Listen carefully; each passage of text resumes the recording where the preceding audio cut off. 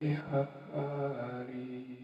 Jaya Radha Madhava Kunj Bihari Jaya Radha Madhava Kunj Bihari Jaya Radha Madhava Kunj Bihari Jaya Gopinandallabha Girivardhari Jaya Gopinandallabha Girivardhari Yashodanandana Braja Janarandana Yashodanandana Gajaranarandana Yashodanandana Braja Janarandana Yashodanandana Gajaranarandana Yamuna Dhira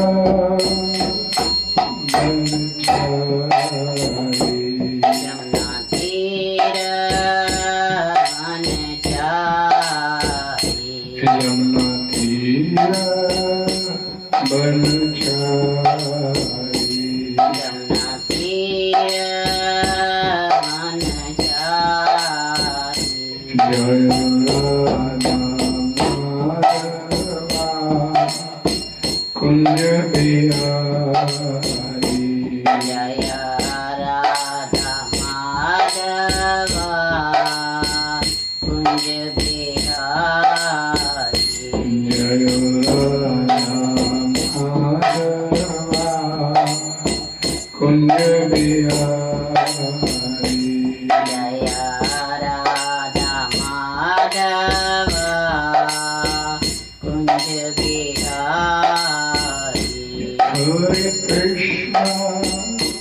Hare Krishna Krishna Krishna Hare Hare Hare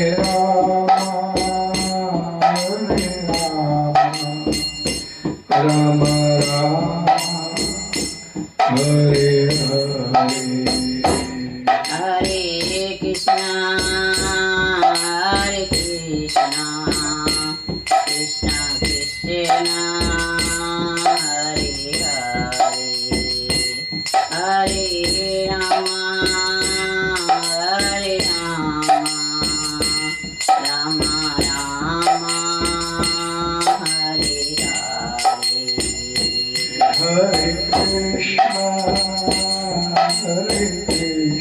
Hare Krishna Krishna Krishna Hare Hare Hare Rama Rama Rama Hare Hare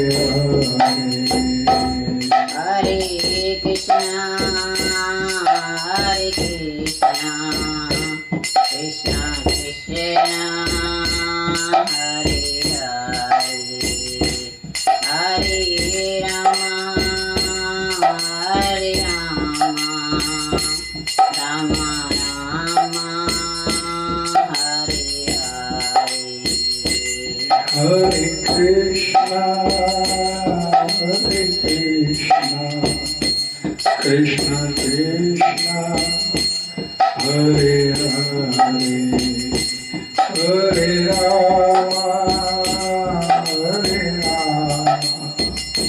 Rama Rama Rama Hare Hare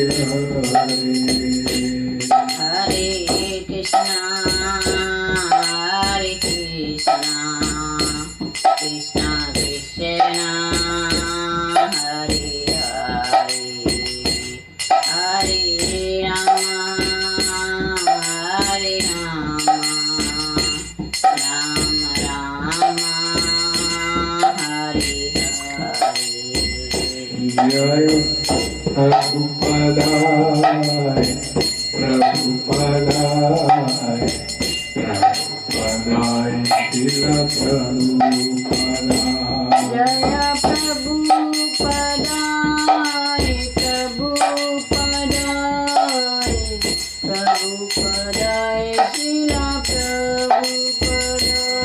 जय प्रभु पदाय भक्ति वेदांत शिल प्रभु पदाय जय प्रभुपदाय प्रभुपदाय भक्ति वेदांतिना प्रभुपदाय नित्य गौर हरि बोल हरि बोल हरि बोल हरि बोल हरि बोल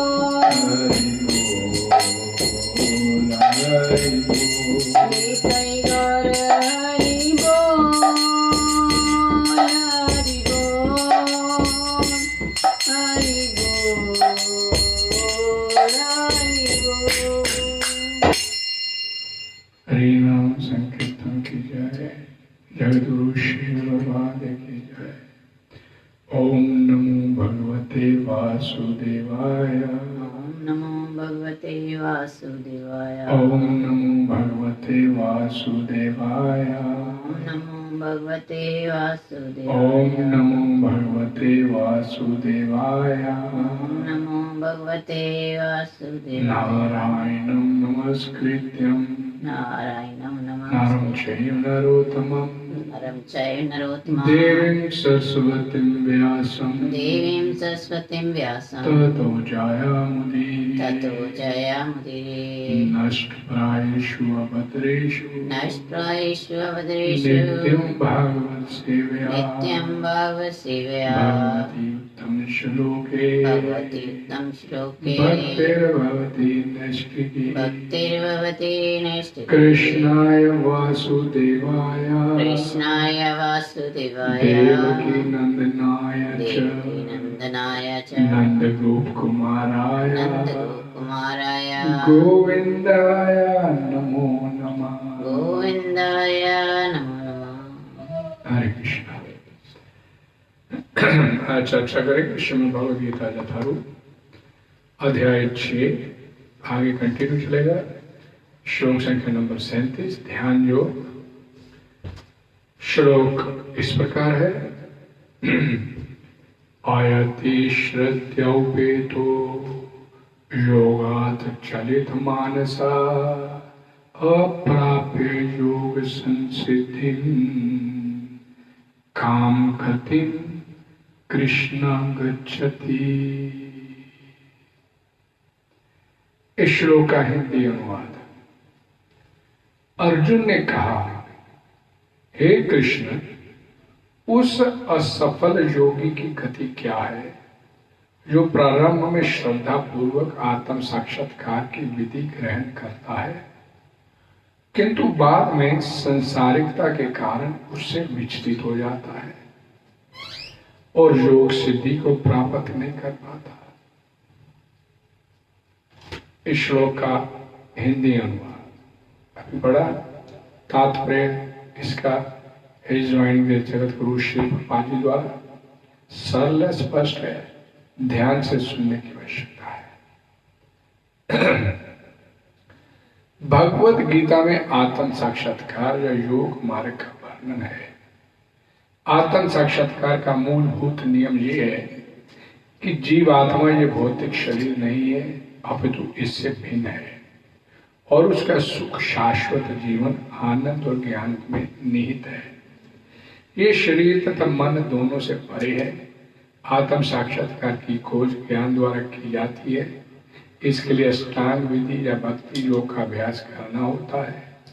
इनमें से प्रत्येक विधि में जीव को अपनी स्वाभाविक स्थिति, भगवान से अपना संबंध तथा उन कार्यों की अनुभूति प्राप्त करनी होती है जिनके द्वारा वह टूटी हुई श्रृंखला को जोड़ सके और कृष्ण भावना अमृत की सर्वोच्च सिद्धि अवस्था प्राप्त कर सके।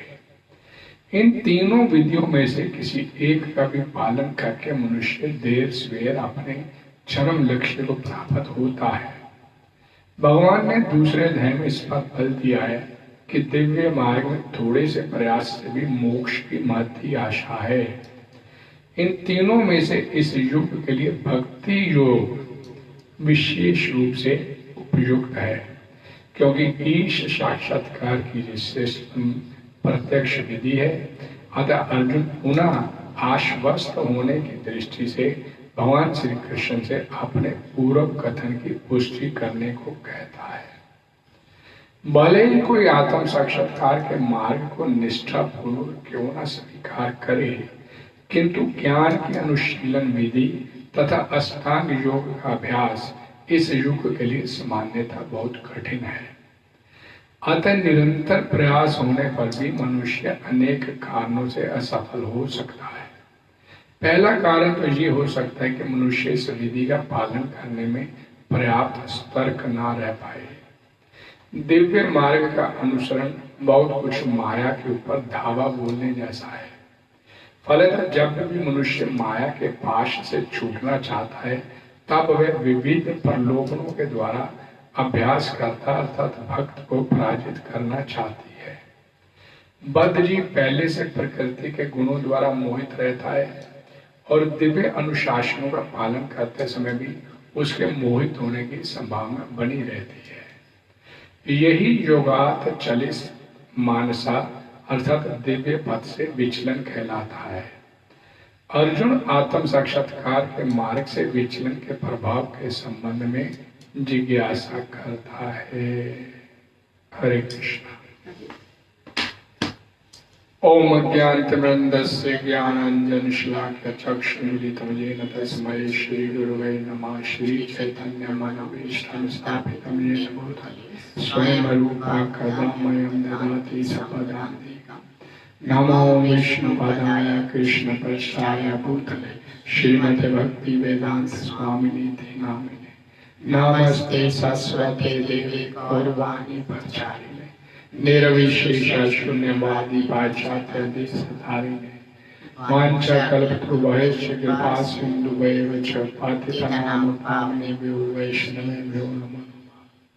जय श्री कृष्ण चैतन्य प्रभु नित्यानंद श्री अद्वैत गदाधर श्रीवासादि गौर भक्तवृंद। हरे कृष्णा कृष्णा कृष्णा हरे हरे, हरे राम राम राम हरे हरे। भगवतवाणी शिव भगवद गीता की जय। जगत गुरु श्री बाबा जी की जय।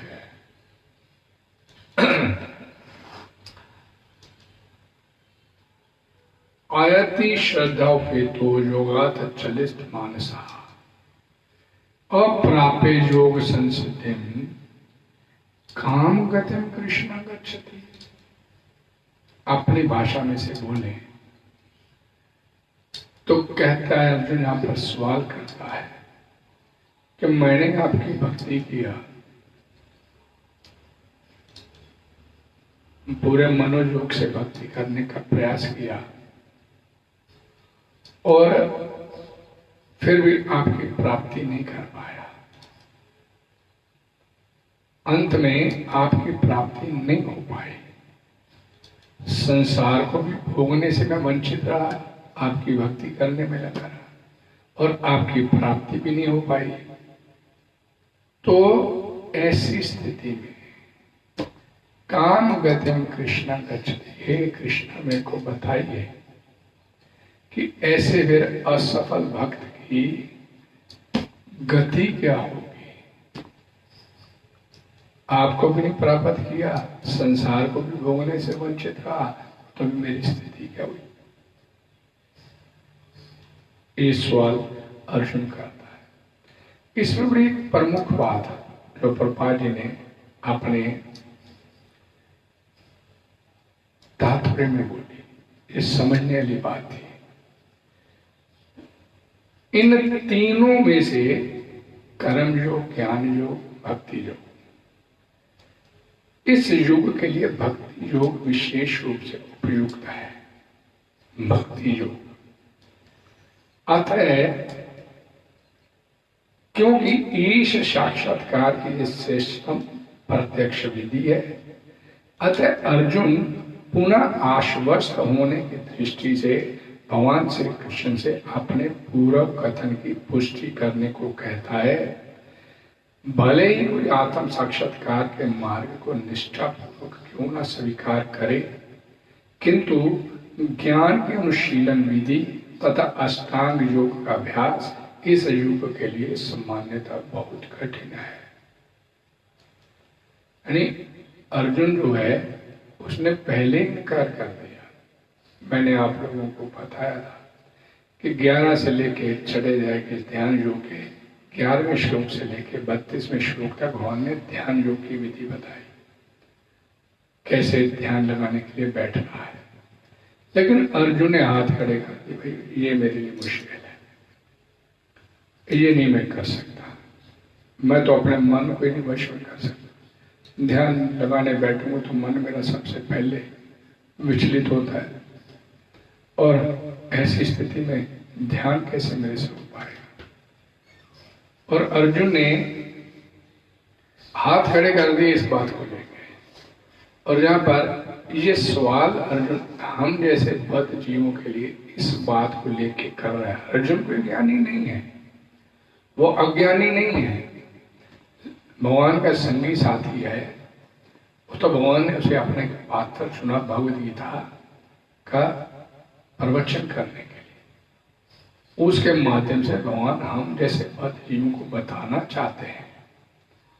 तो अर्जुन ने यहाँ पर यह सवाल पूछा कि इस बात को मद्देनजर रखते हुए कि भक्ति योगी एकमात्र श्रेष्ठ विधि है, इस बात की पुष्टि भगवान श्री कृष्ण स्वयं अपनी वाणी से करें।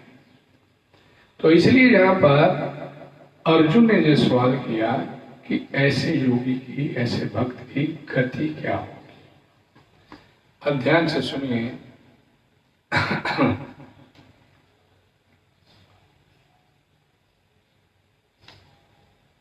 हरे कृष्णा।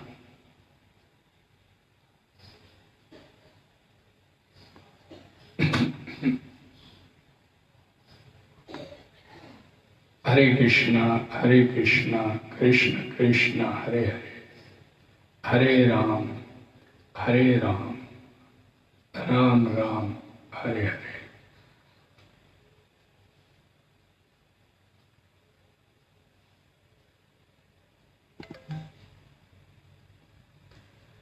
आयति श्रद्धा उपेतो योगात चलित मानसा। इसका अर्थ क्या हुआ कि भक्ति करने में अर्थात कोई जाप करते हैं, हम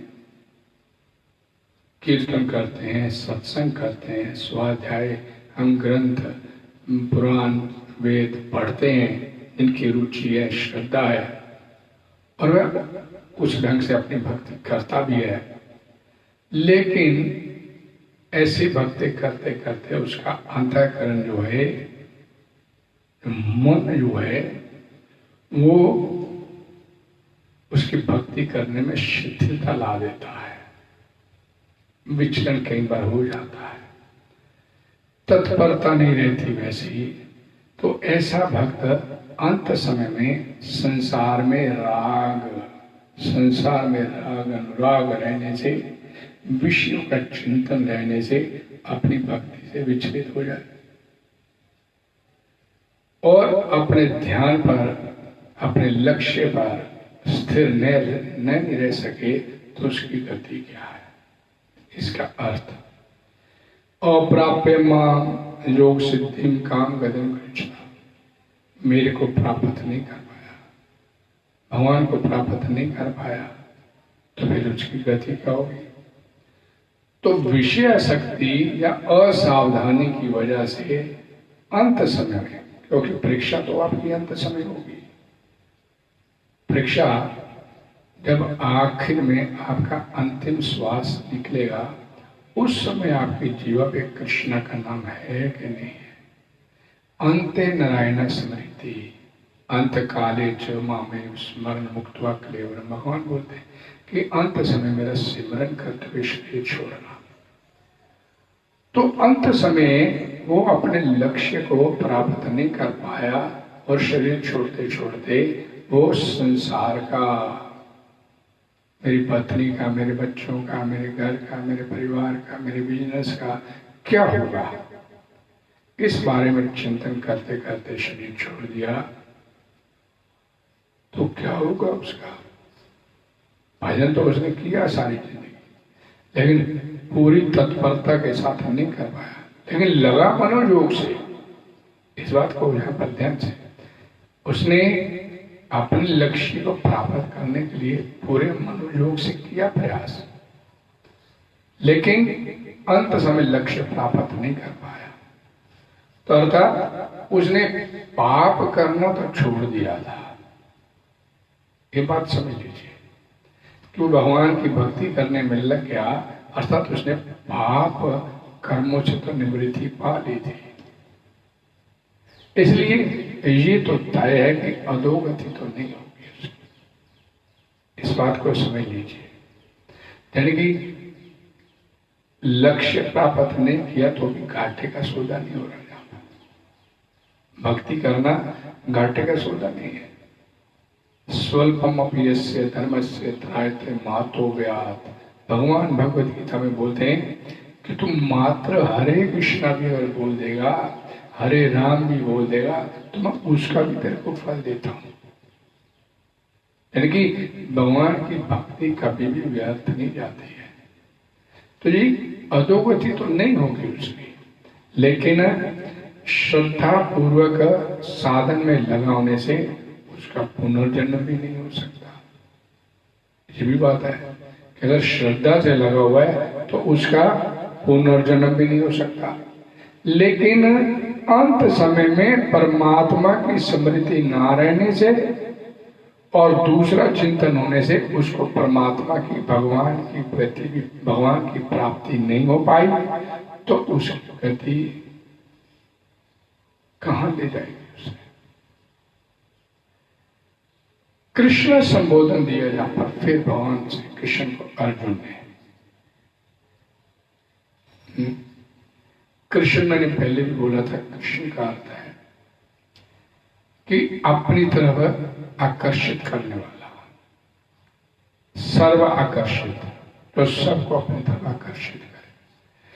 तो अर्जुन ने भगवान श्री कृष्ण को कृष्ण के नाम से यहां पर संबोधित करते हुए ये बताना चाहता है, अर्जुन एक भक्त को हे भगवान कृष्ण आप ही अपनी तरफ खींच सकते हो, आप ही उसको कल्याण कर सकते हो। इस बात को समझे यहां पर। जो ध्यान योगी होता है उसका पुनर्जन्म होता है। ध्यान से समझे, ये मैं लाइन जो बोलूंगा, जो ध्यान लगाने में लगे रहते हैं उनका पुनर्जन्म होता है मन के विचलित होने से, अर्थात अपने साधन, अपनी भक्ति में गिर जाने से।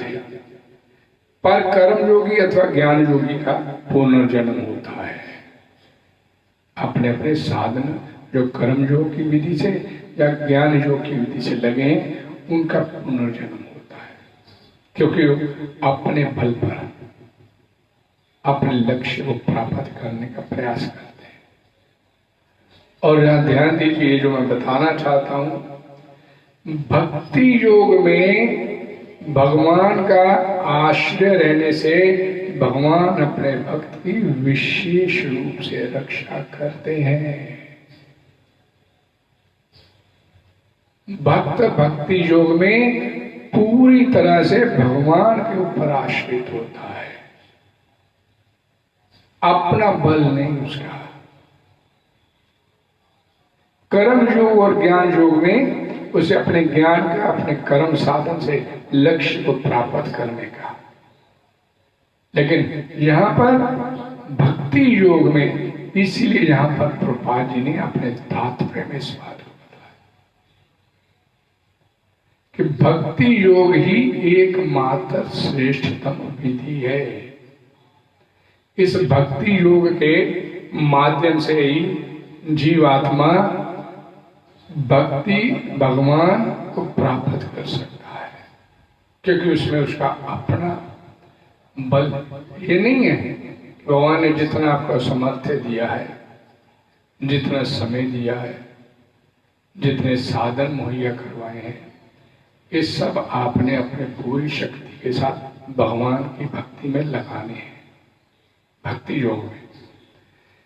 लेकिन इसके बावजूद भी भगवत कृपा आपके कल्याण के लिए अति आवश्यक है। आपने अपना सब कुछ लगाना है, लेकिन उसके बावजूद भी भगवत कृपा ही प्रमुख साधन होती है जीवात्मा के कल्याण के लिए। हम श्रीमद् भगवद गीता में आगे पढ़ेंगे, एक बड़ा सुंदर श्लोक आता है, इस बात की पुष्टि करता है। क्या श्लोक है कि अनन्य चिंतो माम जे जना पर्युपास्ते तेषाम नित्यभियुक्ता नाम योग क्षेमो महामीय। तो जो मेरी भक्ति में पूरी तरह से अपने आप को लगा दिया जिसने, और अनन्य भाव से जिसने अपने आप को मेरी भक्ति में लगा दिया, फिर उसका योग क्षेमम जो होता है मैं वहन करता हूं। अब योग क्षेमम का अर्थ क्या है? जो कुछ उसके पास है उसकी रक्षा करता हूं, और जो उसकी आवश्यकता है उसकी पूर्ति करता हूं। अब उसके पास उसकी भक्ति है तो भगवान उसकी भक्ति की रक्षा करते हैं। और आवश्यकता क्या है? भगवत प्राप्ति की। दोनों बातें हैं इसमें। लेकिन हम सांसारिक तौर पर इस श्लोक का क्या अर्थ लेते हैं? योग क्षेमवान, भाई जो कुछ मेरे पास है और मेरे पास जो संसारिक सामान है ये सब भगवान उसकी रक्षा करे। मेरे को मेरे साथ भौतिक सामान साथ जो सामान की भगवान रक्षा करे, और मेरी जो आवश्यकता है कुछ और भी मेरे को चाहिए तो भगवान मुहैया करवाए। आवश्यकता दाल रोटी की है और इच्छा इस संसार में हम 56 प्रकार के व्यंजन का भोग करने के लिए बैठे। आवश्यकता भगवत प्राप्ति की है और कामना संसार प्राप्ति की करके बैठे हुए हैं। ये समस्या रहती है। लेकिन भक्ति योग में जैसे जैसे जीवात्मा भक्ति योग में अपने साधन में लगा रहकर प्रगति करता चला जाता है, उसको ये तथ्य अपने आप समझ में आने शुरू हो जाते हैं कि योग क्षेमो महामीहम का वास्तविक अर्थ क्या है। और इस बात को समझिए, भगवान की विशेष कृपा होती है भक्ति योगी के ऊपर, जो भक्ति योग के माध्यम से भगवत प्राप्ति अपने लक्ष्य को प्राप्ति में लगे हुए हैं। विशेष कृपा करते हैं भगवान। योग क्षेमम महामीहम, इस बात को मेरे 5 लाख रुपए चाहिए और मैंने भगवान की भक्ति करनी शुरू किया। भगवान तो बोलते हैं भगवद गीता में आगे 7वें अध्याय में कि 4 प्रकार के लोग मेरी शरण में आते हैं। अर्थार्थी, आर्थ अर्थार्थी, जिज्ञासु ज्ञानी। आर्थ था गजेंद्र, अर्थार्थी था ध्रुव महाराज, जिज्ञासु थे उद्धव, अर्जुन, और ज्ञानी शुभदेव गोस्वामी। तो मेरे को 5 लाख रुपए चाहिए, मैं भगवान की सेवा भगवान की भक्ति करना शुरू किया तो भगवान के नाम में त्रिकाल लग गया। मेरा भूतकाल वर्तमान भविष्य सब जानते हैं। वो एक स्नेही पिता की तरह है, उनको पता है मेरे आने वाले समय का भी। तो उनको मालूम है कि अगर मैं 5 लाख रुपए दूंगा इसको तो इसकी भक्ति और बढ़ेगी, और श्रद्धा के साथ मेरी भक्ति में लगे, तो 5 लाख दे देते हैं। और उनको पता है कि 5 लाख दे दिया तो इसकी भक्ति खत्म हो जाएगी, तो 5 लाख नहीं देते। वो स्नेही पिता ना, वो मेरा अहित नहीं होने देंगे, मेरा अहित नहीं होने देंगे। अर्थात दोनों ही दशा में उन्होंने मेरा वास्तविक योग क्षेमम वहन किया। और दे के भी योग क्षेमम वहन करते हैं और न दे के भी योग क्षेमम वहन करते हैं, क्योंकि वो एक स्नेही पिता है। उनको पता है कि मेरा वास्तविक हित देने में है या नहीं देने में। तो इसलिए भगवत कृपा जो है वो विशेष रूप से भक्ति योगी के ऊपर, भगवान की भक्ति करता है तो सब साधनों को पूरे जोर शोर से लगा देता है, तो फिर भगवान की कृपा, उसके बाद भगवत कृपा मायने रखती है। अब इस बात को और ध्यान से समझिए। भगवत गीता में आगे जाके भगवान बोलेंगे, मत चिता सर्वदुर्गानी, मत चिता सर्वदुर्गानी, मत प्रसादात प्रेष्यसी। ठार में जाएगा, मत चिता, मेरे में चित्त वाला हो जा। मन मना भाव भी आगे बोला, तो उससे पहले बोला कि मत चिता, मेरे में अपने चित्त वाला हो जा। अर्थात भक्ति में मेरे को अपना पूरी तरह से समर्पण कर दे। मन समर्पण हो गया तो सब कुछ समर्पण हो गया। और मन तब समर्पित होगा जब आप खुद लग जाओगे भक्ति में, और मैं भक्ति में लग गया तो मन अपने आप लग जाएगा, पहले आनाकानी करेगा। क्योंकि यहाँ पर प्रभुपाद जी ने भी क्लियर बताया कि जब आप भगवान की तरफ चलते हो तो माया पूरे जोरों शोरों के साथ आपके ऊपर धावा बोल देती है, अरे भाई तू जा किधर है, संसार में रक्षा रमा रहे। माया ने छोड़ दिया, और पूरे जोर शोर से जो भी व्यक्ति भगवान की भक्ति करना शुरू करता है, माया उसे तरह तरह के प्रलोभन देना शुरू कर देती है। आ जा इधर, आ जा, इधर किधर जा रहा है भक्ति करने के लिए। उसका पूरा प्रयास होता है माया। एक भक्त जो होता है, जब भक्ति योग की विधि को स्वीकार करता है तो एक तरह से प्रभुपाद जी बोलते हैं कि ये माया के साथ संघर्ष, युद्ध। और प्रभुपाद जी बोला करते थे कि युद्ध करते करते जाना है संसार से, माया के आगे हाथ नहीं छोड़ने, तो बाकी का काम भगवान कर देंगे। तो इसलिए यहां पर बोला गया, भगवान श्री कृष्ण बोलते हैं कि मत चिता सर्वदुर्गानी मत प्रसादात प्रेष्यसी। अर्थात तू अगर मेरे चित्त वाला हो गया तो मेरी कृपा से जितने भी तेरी भक्ति में रुकावटें, बाधाएं, शोक, दुख आदि जो कुछ है उससे तू तर जाएगा। मत प्रसादात, मत प्रसादात में मेरी कृपा से। भगवत कृपा अवश्य भारी है, उसके बिना कल्याण नहीं हो पाएगा। लेकिन जब आपने भक्ति योग को स्वीकार किया तो भक्ति योग में क्या होता है, मारो भी राखो भी जो इच्छा तो। भक्त अपने आप को पूरी तरह से भगवान के आगे समर्पित कर देता है, शरणागति भगवान की। आश्लिष्य पादताम विनिष्ठु माम ब्रह्मताम करोतु वा यथा तथा वा विधातुल्लम पटो मत प्राणात् सहाय बिना परा। मेरे को मारो, मेरे को राखो, मेरे को गले लगाओ या मेरे को पैरों तले रूंध दो, आप कुछ भी करने में पूरी तरह से ही कृष्णा आप स्वतंत्र हो, क्योंकि आप ही मेरे प्राण धन आप ही हो मेरे। तो भक्त की जो स्थिति होती है क्या बोलते हैं, दीन बंधु।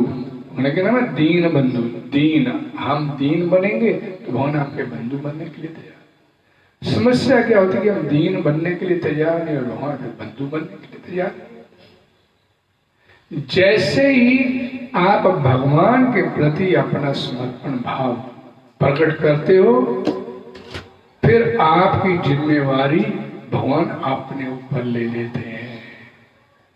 फिर ये मत सोचिए मेरा कल्याण होगा कि नहीं होगा।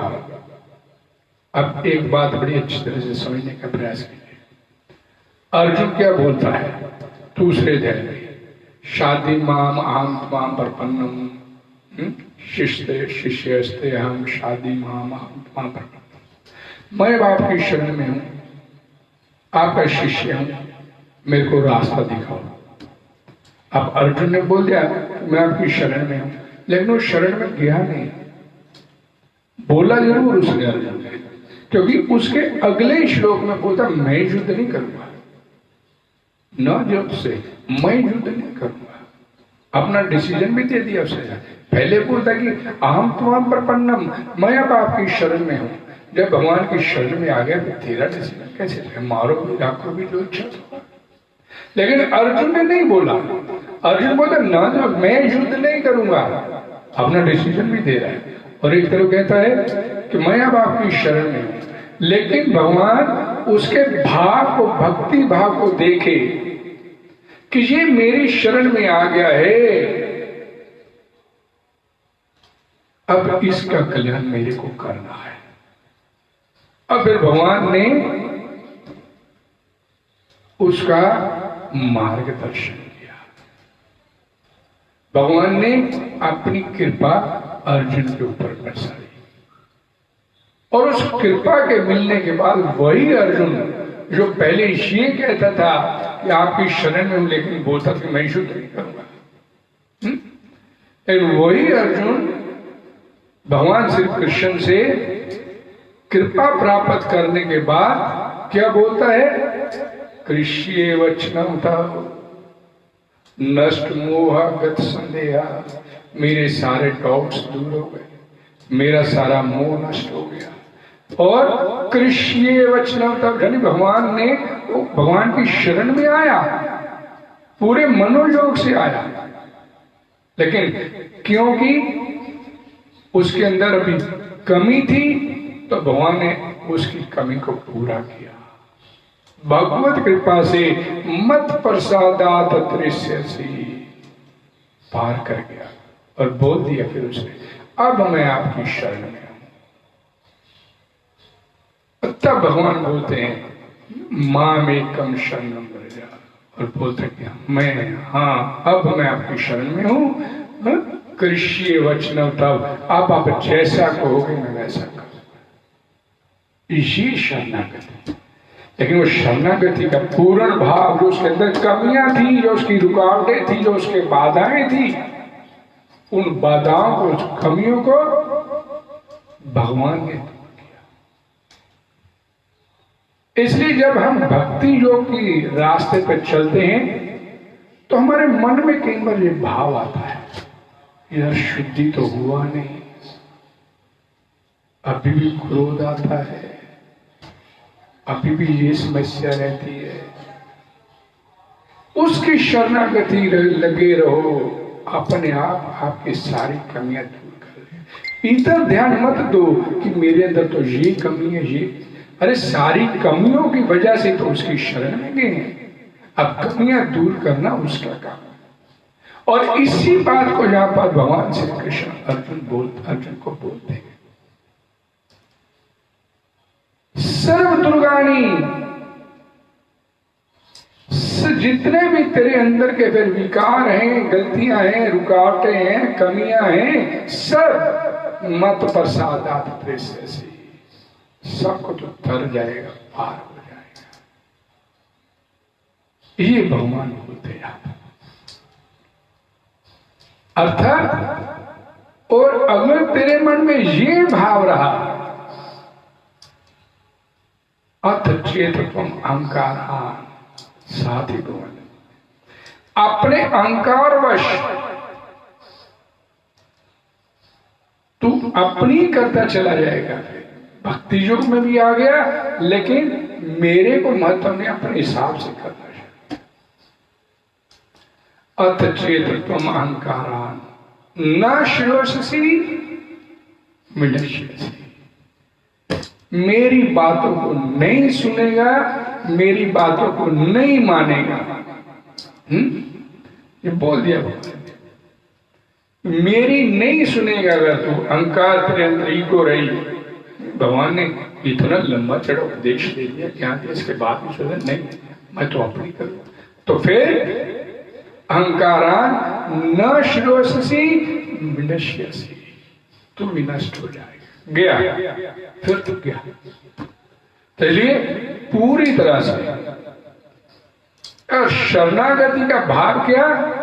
सबसे उत्तम भाव, सबसे उत्तम भाव। इस श्री श्री शिक्षा अष्टकम का जो 8वां श्लोक,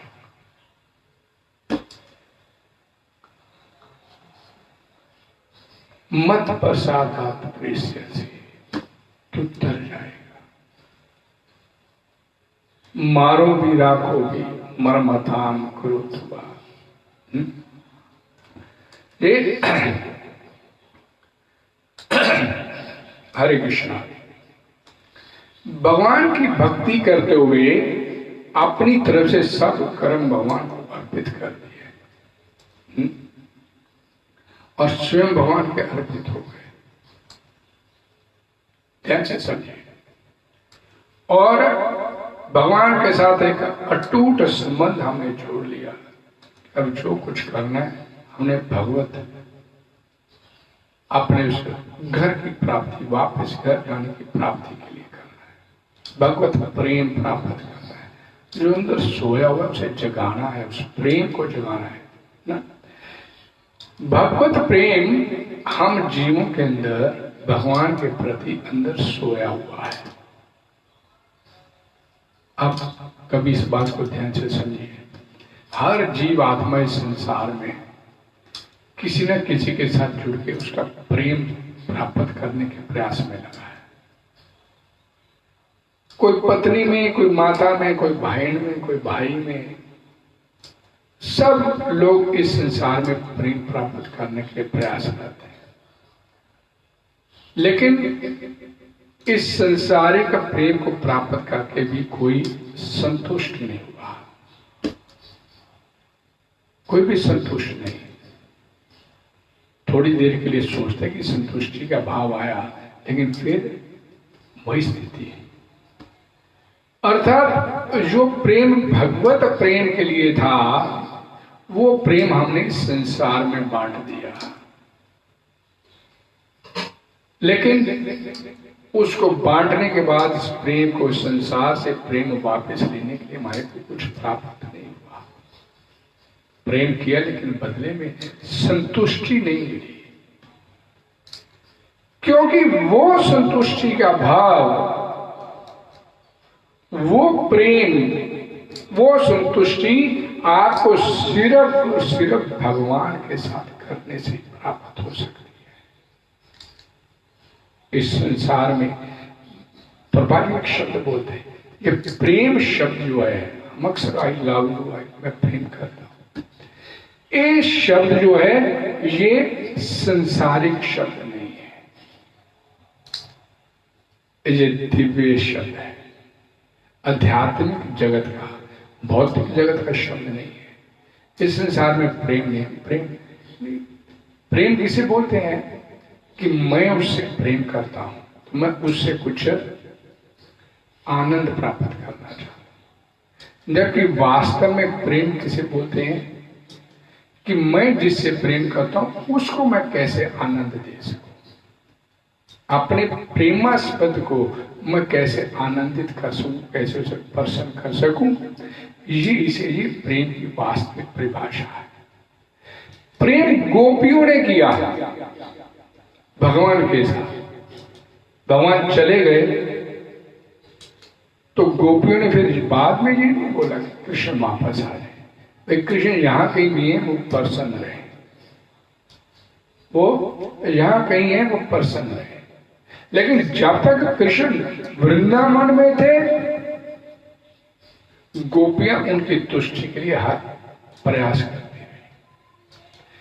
ये आनंद, ये प्रेम जो है, ये आपको भगवान के साथ जुड़ने पे इसका वास्तविक जो स्वाद है, इस प्रेम का वास्तविक जो स्वाद है, वो आपको भगवान के साथ जुड़ने से आपको प्राप्त होगा। इस संसार में जो प्रेम है ये एक स्वार्थ के ऊपर आधारित है। पत्नी तब तक अच्छी लगती जब तक आपकी मनोकामना पूरी कर रही है। भाई तब तक अच्छा लगता है जो आपके साथ जुड़ा हुआ है, आपका स्वार्थ पूरा हो रहा है। बहन, पत्नी, माता, पिता, ये जितने संबंध हैं एक स्वार्थ भावना का प्रधान है।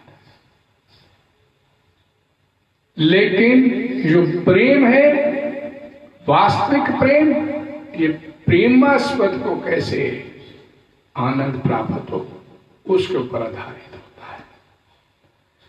तो जितनी भी हमारे अंदर में कमियां हैं, हमारी भक्ति में जो रुकावटें हैं, वो आपने अपने मनोयोग के साथ भगवान की तरफ चलना शुरू किया तो सारी रुकावटें, सारी कमियां, आपको फिर ये सोचने की जरूरत नहीं है कि भाई मेरे अंदर तो बहुत कमियां है। शरणागत हुए जब भगवान के, तो अपनी कमियों के साथ ही हुए। भाई जी मेरे अंदर कमियां, लेकिन भगवान मैं आपके शरणागत हो रहा। फिर उसकी जिम्मेवारी है, अगर आपकी शरणागति में कोई कमी नहीं है तो आपके अंदर की जितनी भी कमियां हैं और फिर उसकी जिम्मेवारी है। भगवद गीता में भगवान बोलते हैं ना, अपि चेत सुदुराचारो भजते माम अनन्य। तू कितने बड़े से बड़ा अपराधी, बड़े से बड़ा घना ही दुष्कर्म करने वाला क्यों नहीं है, लेकिन अगर तूने मेरे को तूने समर्पित कर दिया, अपने आप को मेरी शरणागत हो गया, भजते माम अनन्य भाग साधु रे समर्थ, फिर मैं तेरे को अपना भक्त मानूंगा। और भक्त मान लिया तो साथ ही भगवान बोल देते हैं, कौनते प्रति जान ही नाम भक्त अपन्नश्यति। हे कुंती पुत्र, घोषणा कर दे संसार में कि मैं फिर अपने भक्त का कभी भी अनिष्ट नहीं होने दूंगा, उसे कहीं भी मैं पराजित नहीं होने दूंगा, उसके अंदर कोई किसी प्रकार की कमी नहीं रहने दूंगा। उसकी शरणागति पूरे मनोयोग से। और जहां पर यही बोला गया कि भक्ति तो आपकी करना शुरू कर दिया मैंने, लेकिन अंत समय किसी कारण मैं विचलित हो गया। भक्ति तो पूरे मनोयोग से किया, लेकिन अंत समय में विचलित हो गया, तो हे कृष्णा मेरी क्या गति होगी, कौन सी गति में जाऊंगा, ये पूछना चाहता हूं। अर्थात ये बड़ा महत्वपूर्ण श्लोक है भगवद गीता का उन विशेष, उन लोगों के लिए जो वास्तव में भक्ति योग के माध्यम से भगवान की तरफ चलना चाहते हैं।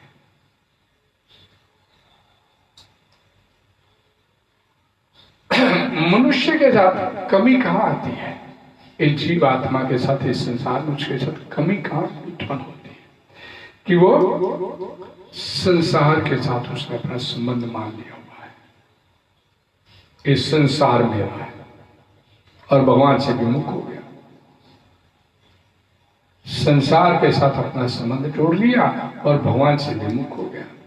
और जब सन्मुख हो जाएगा, भगवान के सन्मुख हो जाएगा, भगवान के साथ अपने आप को जोड़ लेगा, तो फिर जो कमियां हैं उसके अंदर ही वो सब पूरी हो जाएगी। माया कितने जोरों शोरों से उसके साथ क्यों नहीं युद्ध करने के लिए उतारू हो जाए, लेकिन अगर उसने पूर्णतः शरणागति भगवान के सामने अपनी रख दी तो फिर माया भी उसका कुछ नहीं बिगाड़ सकती। मामेव ये परपद्यन्ते, माया में था तरंती थे, माया को भी थक जाएगा। लेकिन मेरी शरणागत नहीं हुआ पूरे मनोयोग के साथ, तो फिर भगवान ने ये भी बोल दिया, मम माया दुरंत्या, मेरी माया बड़ी दुर्लभ है। यहाँ पर बड़ा सुंदर ये वर्णन है।